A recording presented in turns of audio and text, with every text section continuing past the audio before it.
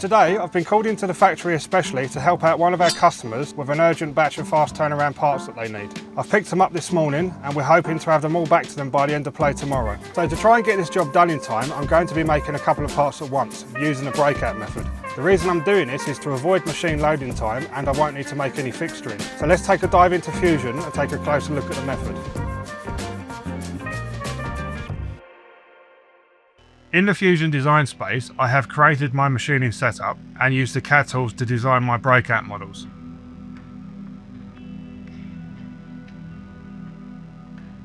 It is important to import your work holding into the setup to check against any possible machine collisions.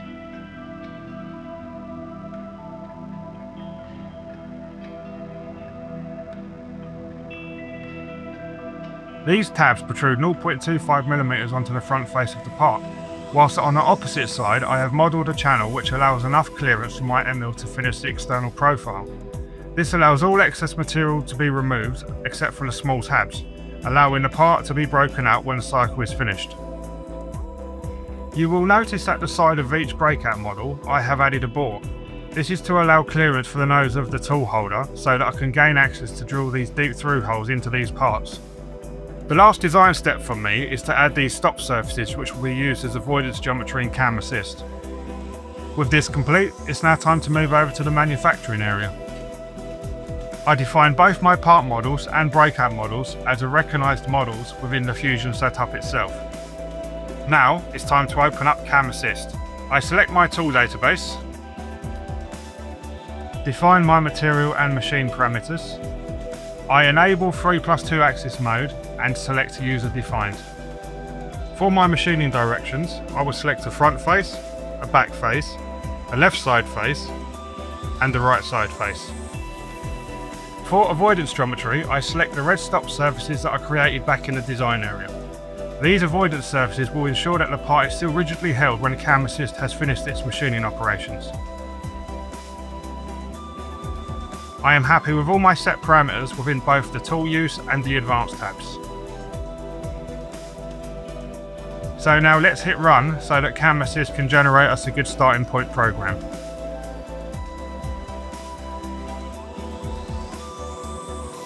So now that CAM Assist has finished generating our program, let's take a look at the toolpath. I can see straight away that there is an issue with this drilling strategy. In reality, these holes are going to need a specialised deep hole drilling strategy, which I will need to program in manually anyway, so I'm just going to delete these for the moment. As expected, CAM Assist has given me around 80% of the complete program, machining the part right up to the avoidance geometry that I added.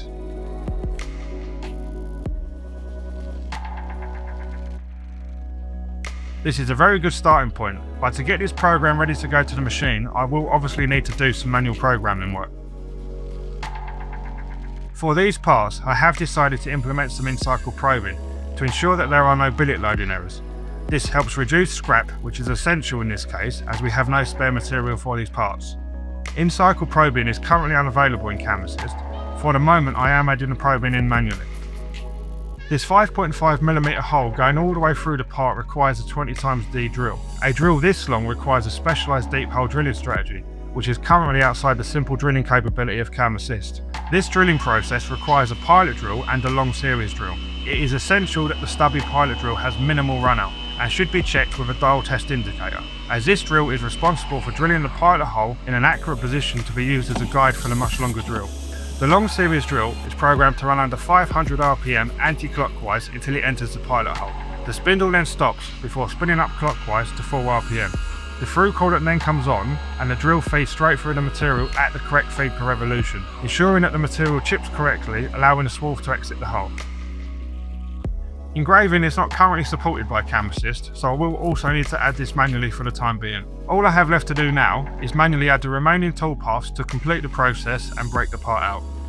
A tricky machining process such as this one is still going to require some manual intervention. Overall, CAM Assist has still saved me a good few hours programming time here. After all, the less time I spend programming a part, the sooner I can get the part onto the machine.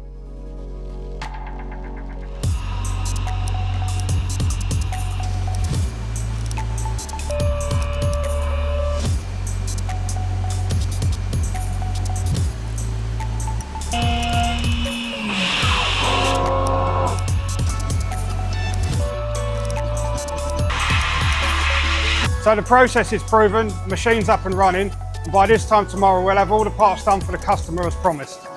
Want to give it a try? Sign up for a demo on our website today.